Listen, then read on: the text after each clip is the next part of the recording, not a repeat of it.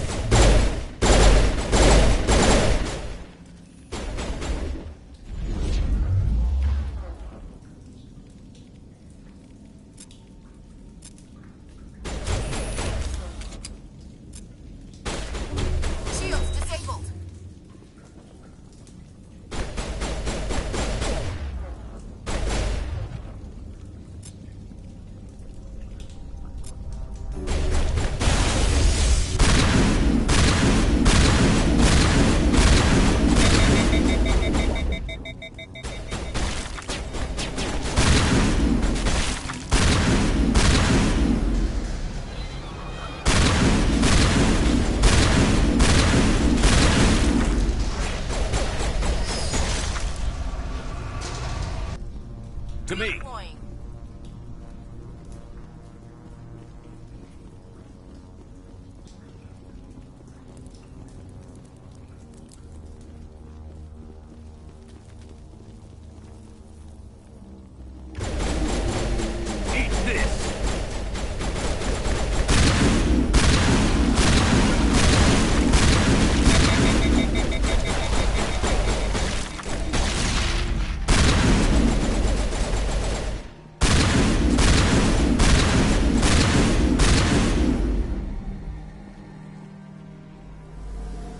Area secured.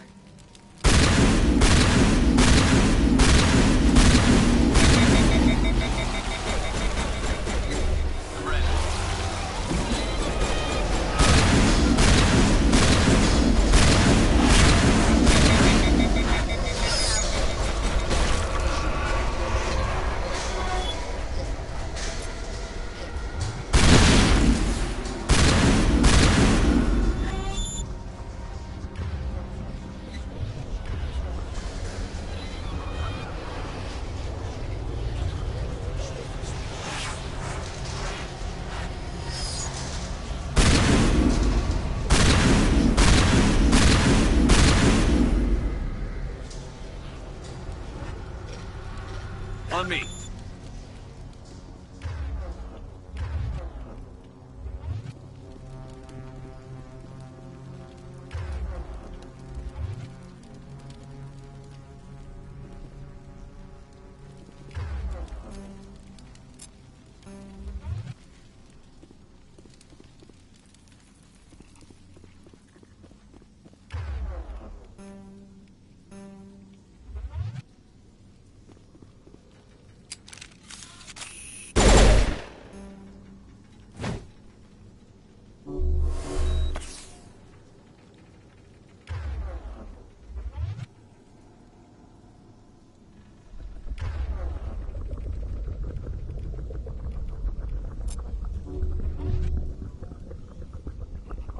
Huddle up!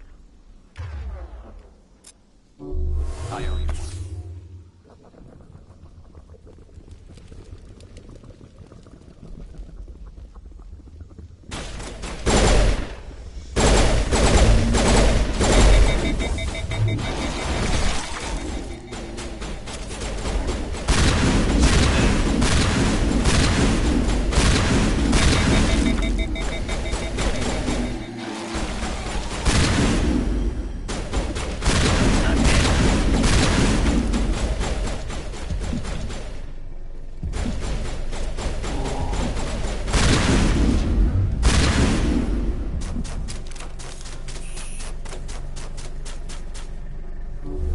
Good to go.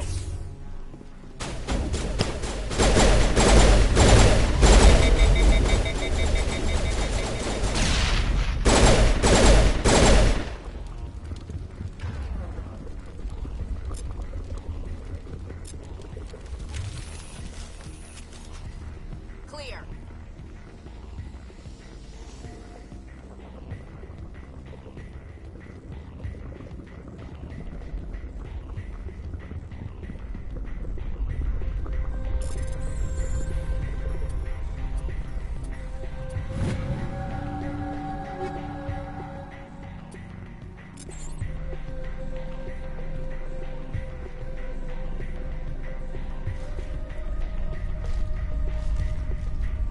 Slimy moving shoot.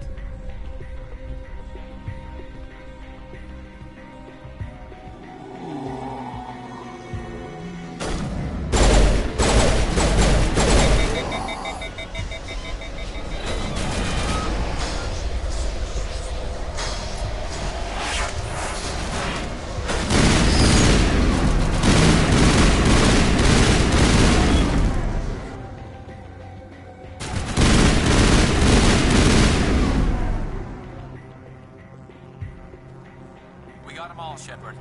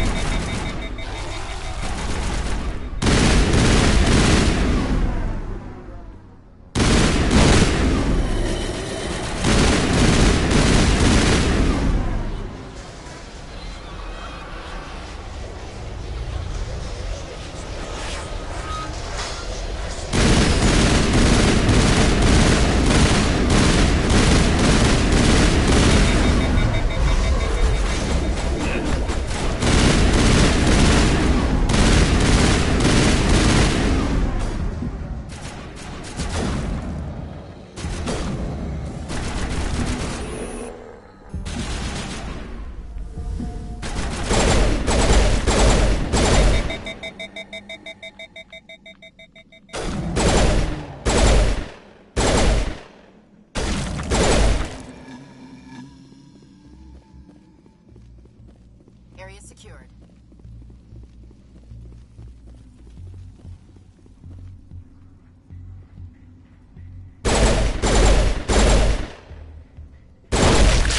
Now, Commander.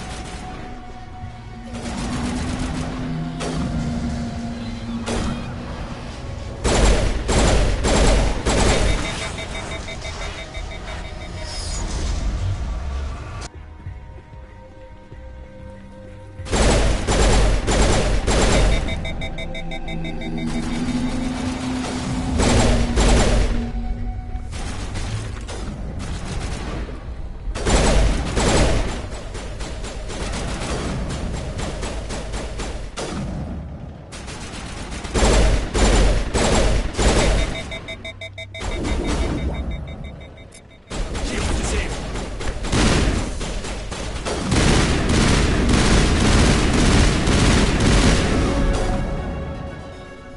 Not in the middle of a fight!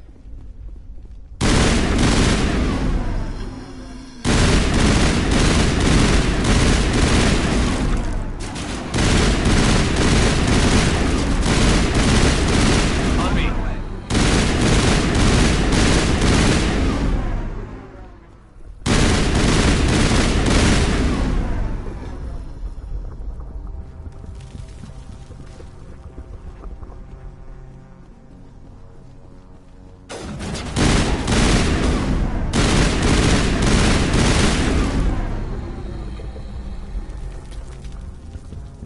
Perimeter clear.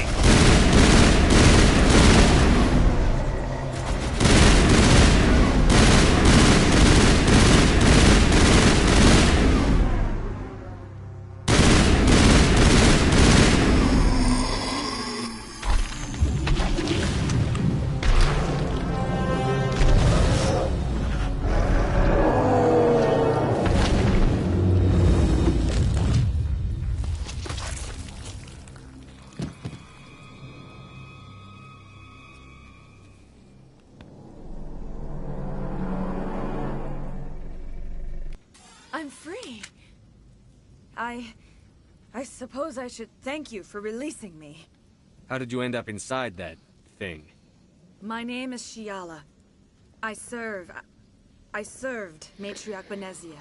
When she allied herself with Saren, so did I. Benezia foresaw the influence Saren would have. She joined him to guide him down a gentler path. But Saren is compelling. Benezia lost her way. Are you saying Saren can control minds? Benezia underestimated Saren, as I did. We came to believe in his cause and his goals. The strength of his influence is troubling.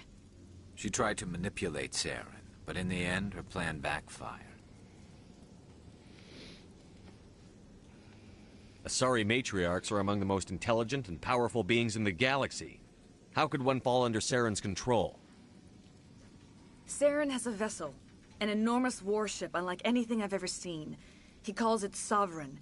It can dominate the minds of his followers. They become indoctrinated to Saren's will. The process is subtle. It can take days, weeks, but in the end, it is absolute. I was a willing slave when Saren brought me to this world. He needed my biotics to communicate with the Thorian, to learn its secrets. Saren offered me in trade. I was sacrificed to secure an alliance between Saren and the Thorian.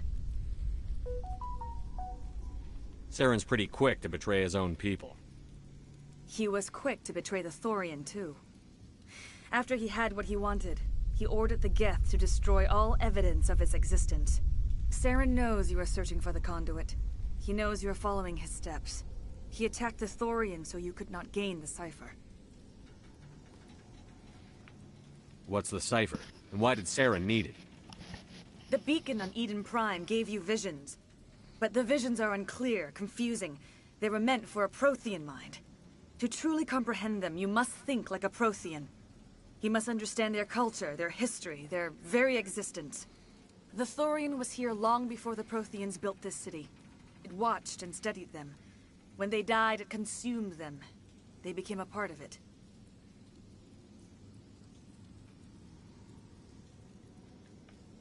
So the Thorian taught Saren to think like a Prothean. How? The cipher is the very essence of being a Prothean. It cannot be described or explained. It would be like describing color to a creature without eyes. To understand, you must have access to endemic ancestral memory. A viewpoint spanning thousands of Prothean generations. I sensed this ancestral memory, the cipher, when I melded with the Thorian. Our identities merged, our minds intertwined. Such knowledge cannot be taught. It simply exists.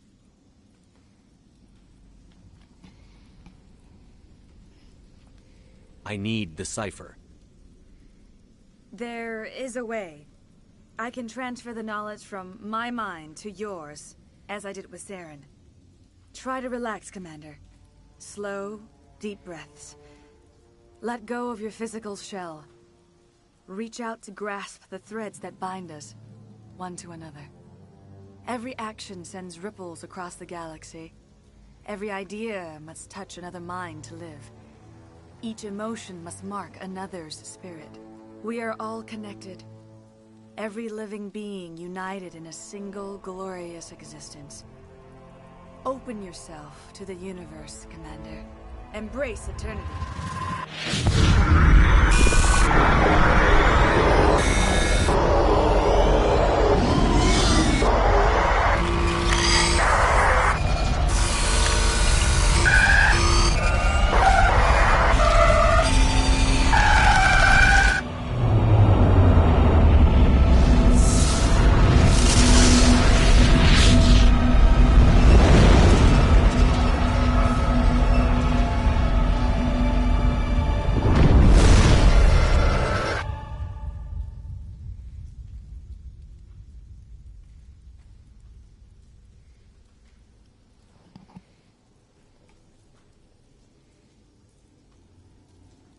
I have given you the cipher, just as it was given to Saren.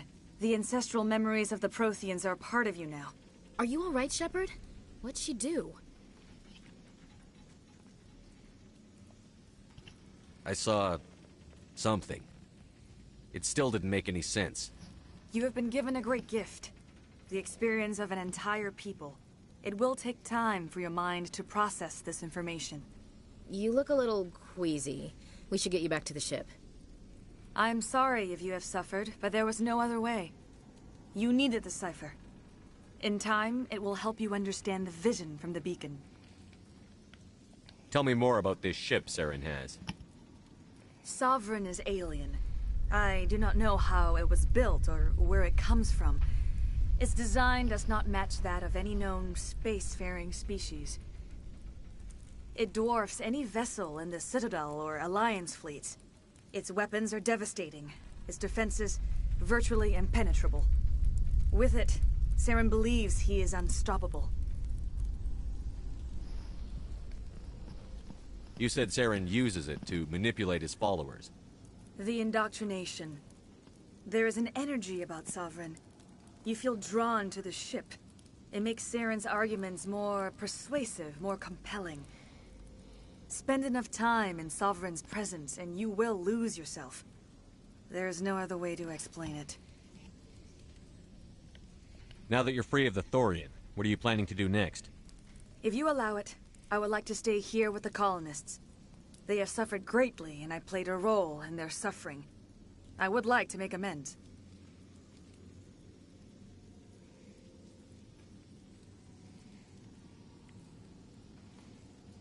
The colonists will need all the help they can get. They'll be happy to have you on their side. Thank you, Commander. May fortune smile upon you.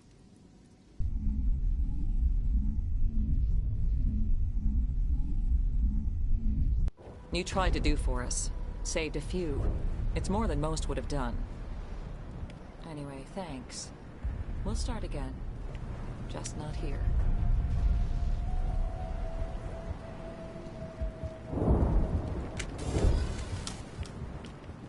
We'll start over.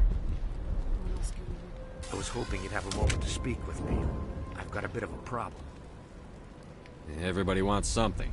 Hurry up about it. Fair enough. I need to retrieve some data. It's not a big job, but it pays well. I'm listening. Good.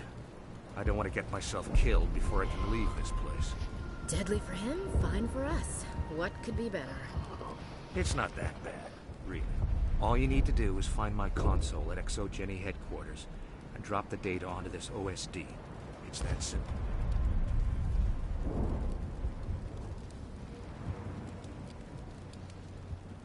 I'm not interested in this.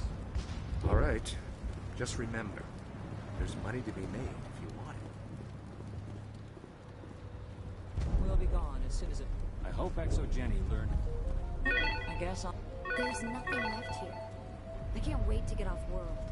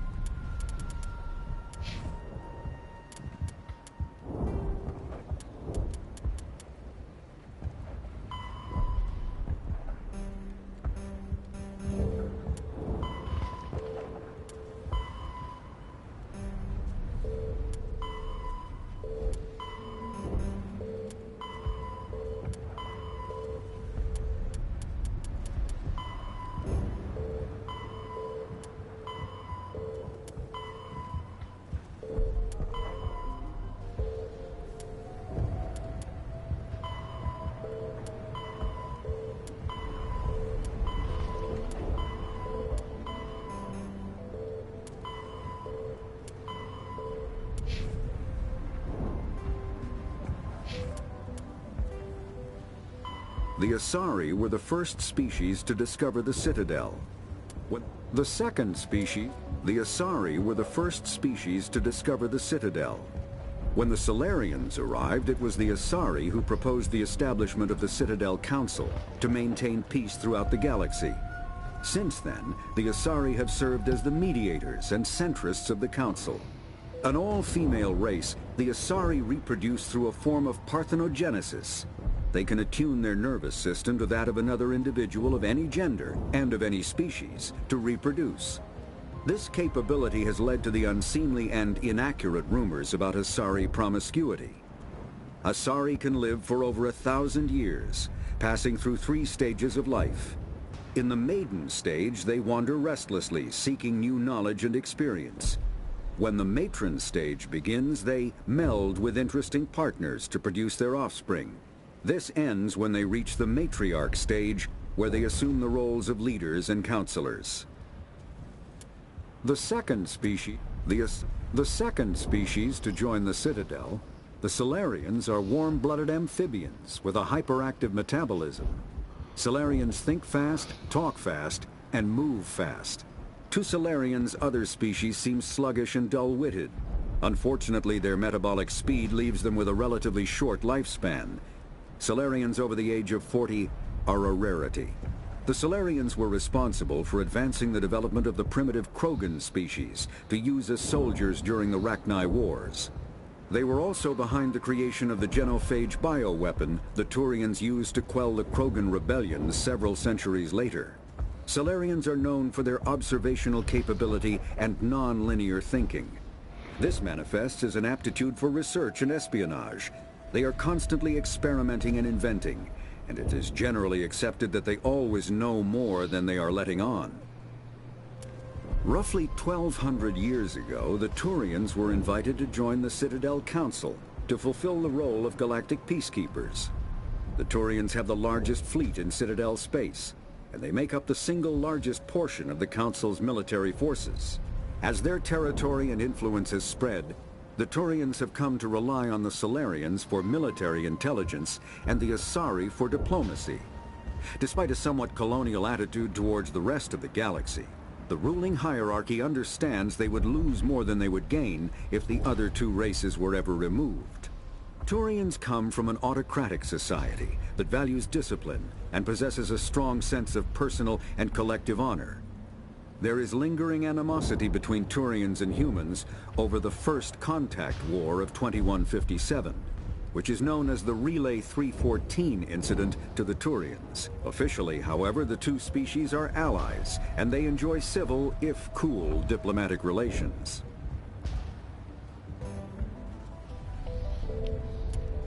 "50,000 years ago, the Protheans were the only spacefaring species in the galaxy. They vanished in a swift galactic extinction. Only the legacy of their empire remains. They are believed mass relays and the Citadel, which have allowed numerous species to explore and expand throughout the galaxy. Prothean ruins are found on worlds across the galaxy. While surprisingly intact for their age, functioning examples of Prothean paleotechnology are rare. Time and generations of looters have picked their dead cities and derelict stations clean. Some believe the Protheans meddled in the evolution of younger races. The Hanar homeworld of Kaje, for example, shows clear evidence of former Prothean occupation. The presence of a former Prothean observation post on Mars has caused a rebirth of interventionary evolutionists among humans. These individuals believe the god myths of ancient civilizations are misremembered encounters with aliens.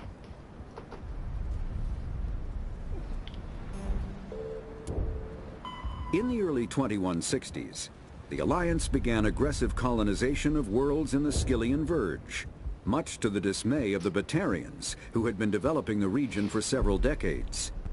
In 2171, the Batarians petitioned the Council to declare the Verge a zone of Batarian interest. The Council refused, however, declaring unsettled worlds in the region open to human colonization. In protest, the Batarians closed their Citadel embassy and severed official diplomatic relations with the Council, effectively becoming a rogue state. They instigated a proxy war in the Verge by funneling money and weapons to criminal organizations, urging them to strike at human colonies. Hostilities peaked with the Skillian Blitz of 2176, an attack on the human capital of Elysium by Batarian-funded pirates and slavers. In 2178, the Alliance retaliated with a crushing assault on the moon of Torfin, long used as a staging base by Batarian-backed criminals. In the aftermath, the Batarians retreated into their own systems and are now rarely seen in Citadel space.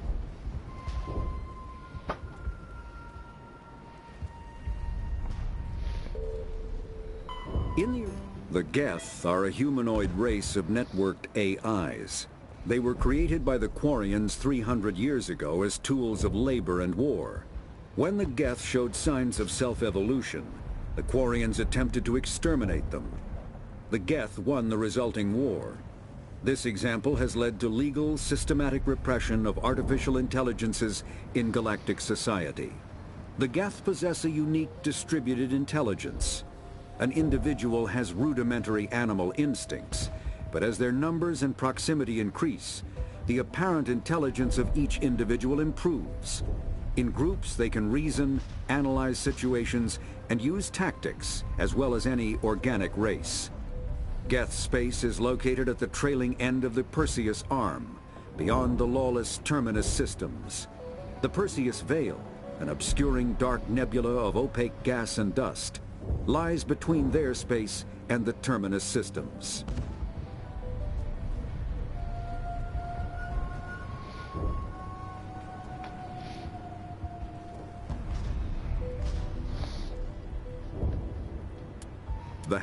The Geth are a humanoid race of networked AI.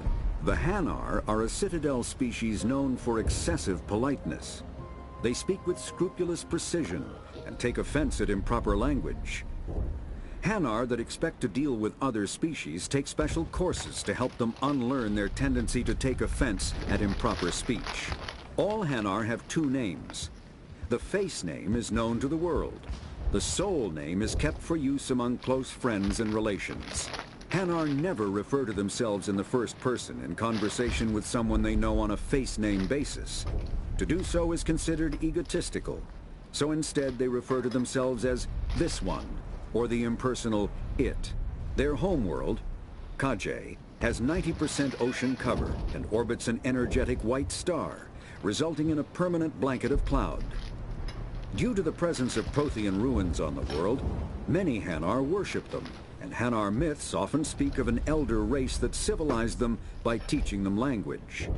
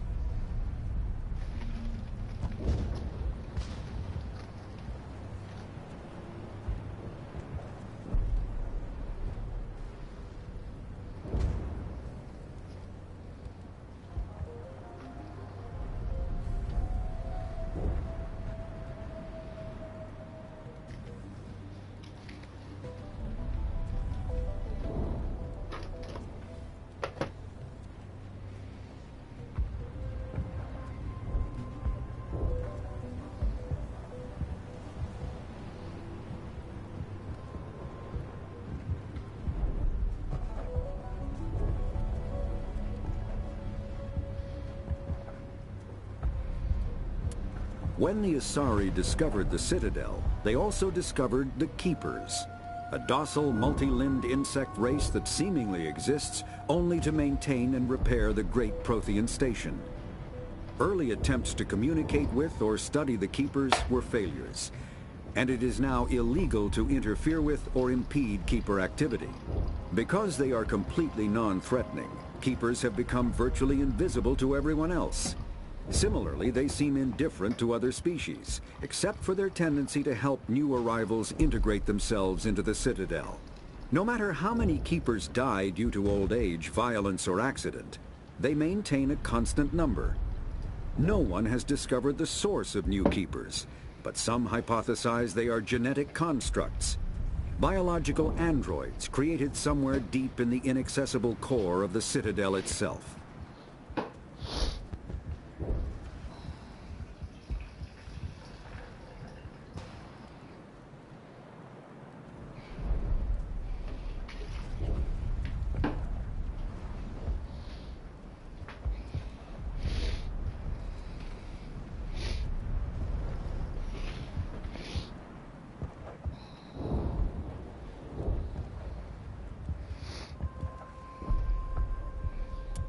The Krogan evolved in a hostile and vicious environment.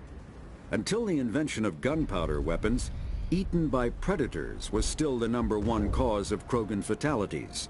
Afterwards, it was death by gunshot. When the Solarians discovered them, the Krogan were a brutal, primitive species, struggling to survive a self-inflicted nuclear winter. The Solarians culturally uplifted them, teaching them to use and build modern technology, so they could serve as soldiers in the Rachni War.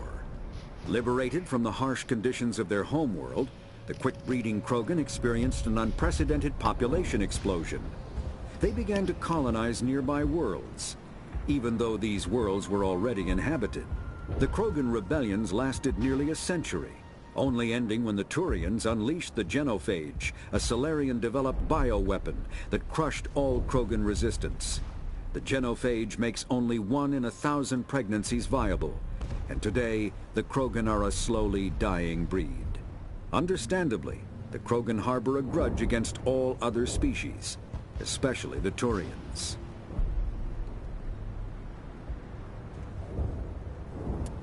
Driven from their home system by the Geth nearly 3 centuries ago, most Quarians now live aboard the Migrant Fleet, a flotilla of 50,000 vessels ranging in size from passenger shuttles to mobile space stations. Home to 17 million Quarians, the flotilla understandably has scarce resources.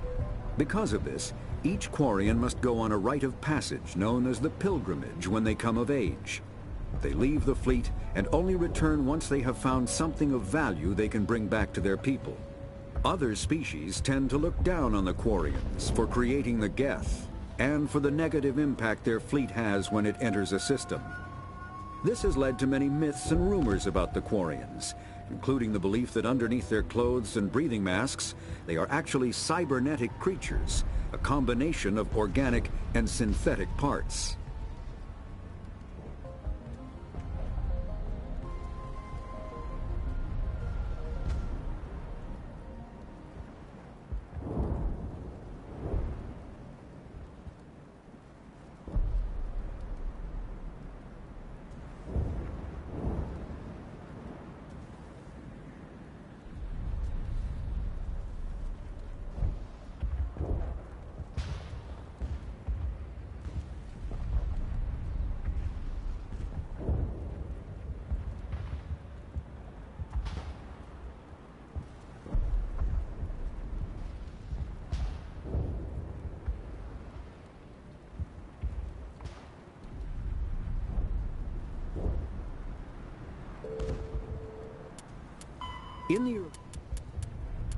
The Volus are a member species of the Citadel with their own embassy, but they are also a client race of the Turians. Centuries ago, they were voluntarily absorbed into the hierarchy, effectively trading their mercantile prowess for Turian military protection. Erun, their homeworld, lies far beyond the normal life zone of its star. However, the world has a high-pressure greenhouse atmosphere that traps enough heat to support an ammonia-based biochemistry. As a result, the Volus must wear pressure suits and breathers when dealing with other species, as conventional nitrogen-oxygen air mixtures are poisonous to them, and in the low-pressure atmospheres tolerable to most species, their flesh will actually split open. Volus culture is tribal, bartering lands and even people to gain status. This culture of exchange inclines them to economic pursuits. It was the Volus who authored the Unified Banking Act, and they continue to monitor and balance the Citadel economy.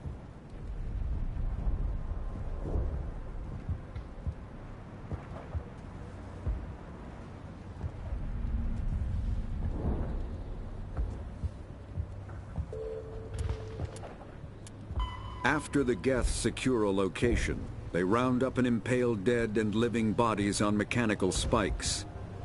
The spikes rapidly transform these victims into withered husks, extracting water and trace minerals, and replacing them with cybernetics.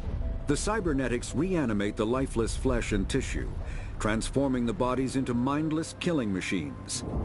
Some Alliance soldiers refer to the husk-generating spikes as dragon's teeth, a reference to the mythological berserkers who sprang up from the earth wherever the teeth of the dragon Eris were planted. Dragon's teeth and husks bear little resemblance to other pieces of Geth technology. No one is sure why a synthetic race would bother to drain the minuscule amount of recoverable resources from organic corpses, though the value of reusing them as shock troops is obvious.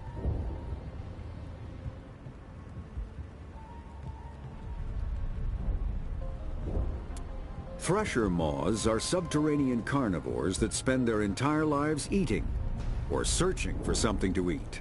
Threshers reproduce via spores that can lie dormant for millennia, yet are robust enough to survive prolonged periods in deep space and atmospheric re-entry. As a result, thresher spores appear on many worlds, spread by previous generations of space travelers. The body of a thresher never entirely leaves the ground. Only the head and tentacles erupt from the earth to attack. In addition to physical attacks, threshers have the ability to project toxic chemicals and emit bursts of infrasound as a shockwave weapon. The Alliance first encountered threshers on the colony of Akuz in 2177. After contact was lost with the Pioneer team, Marine units were deployed to investigate. The shore parties were set upon by hungry threshers, and nearly the entire assault force was killed. Alliance forces recommend engaging threshers with vehicle-mounted heavy weapons. Varren are omnivores with a preference for living prey. Originally native to the Krogan homeworld of Tuchanka, they are, like most life from Tuchanka, savage, clannish, and consummate survivors. They are pack hunters when vulnerable prey is readily available, and become scavengers when outnumbered or outclassed. Their supreme adaptability, vicious demeanor, and rapid breeding cycle have made them ubiquitous and dangerous pests on many worlds. Virtually everywhere the Krogan have been, Varren infestations have followed, wreaking havoc with the native ecology. The Krogan have had a love-hate relationship with Varren for millennia, alternately fighting them for territory and embracing them as treasured companions. To this day, Krogan raise them as beasts of war. One of the common subgenus of Varren has metallic silver scales, leading to the rather unusual nickname, fish dogs. The Citadel is an ancient deep space station, presumably constructed by the Protheans. Since the Prothean extinction, numerous species have come to call the Citadel home. It serves as the political, cultural, and financial capital of the galactic community. To represent their interests, most species maintain embassies on the Presidium, the Citadel's inner ring. The Citadel Tower in the center of the Presidium holds the Citadel Council Chambers. Council affairs often have far-reaching effects on the rest of the galactic community. 5 arms, known as the Wards, extend from the Presidium. Their inner surfaces have been built into cities, populated by millions of inhabitants from across the galaxy. The Citadel is virtually indestructible. If attacked, the station can close its arms to form a solid, impregnable shell.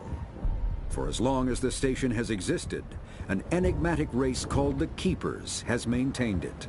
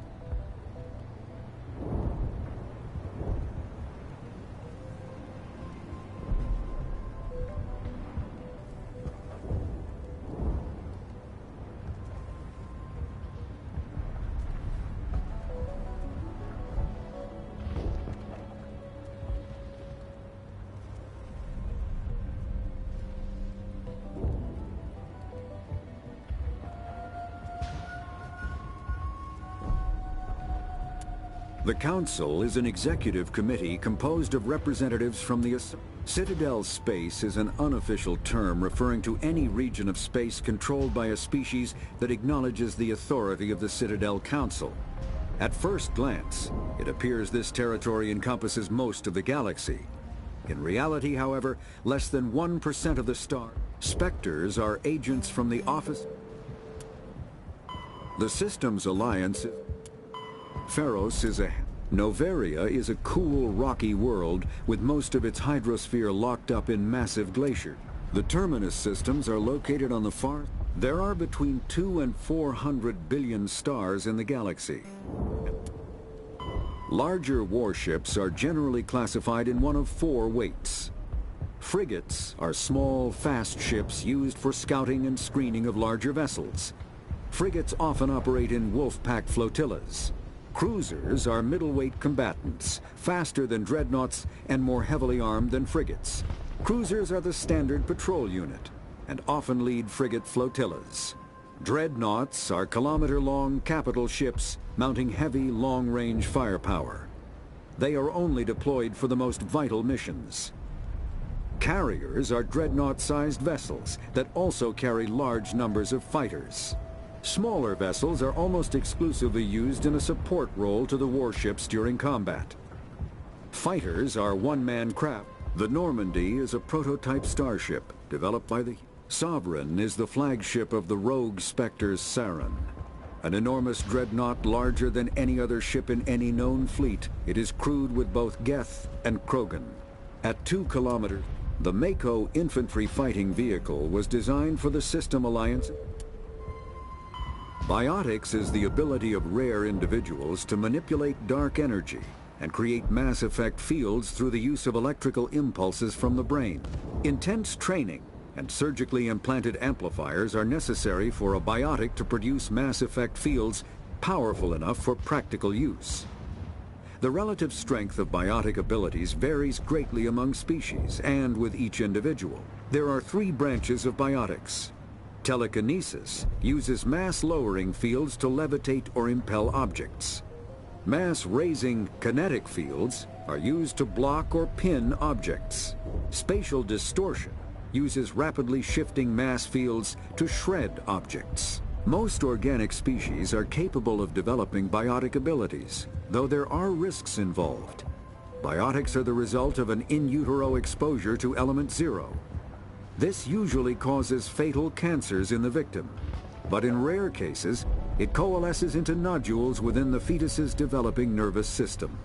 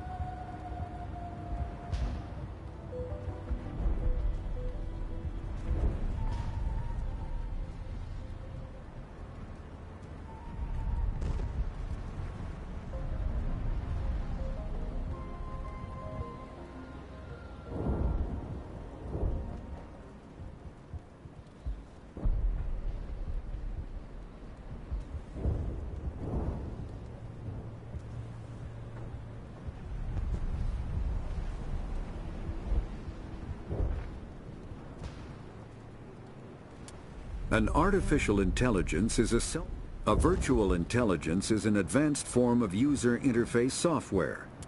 When subjected to an element zero can increase or decrease the mass of a... Omni tools are handheld devices that combine a combat hard suit. All modern...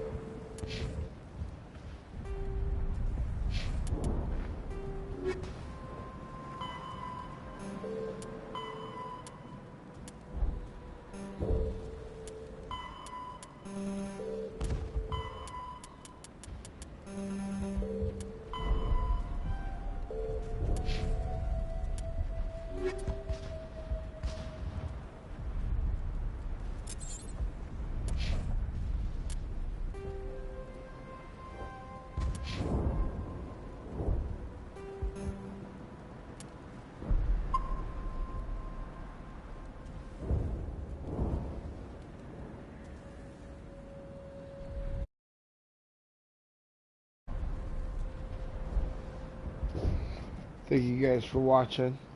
I'm going to be broadcasting here probably after 9:30, 10 o'clock Pacific time on Wednesday. Happy International Women's Day.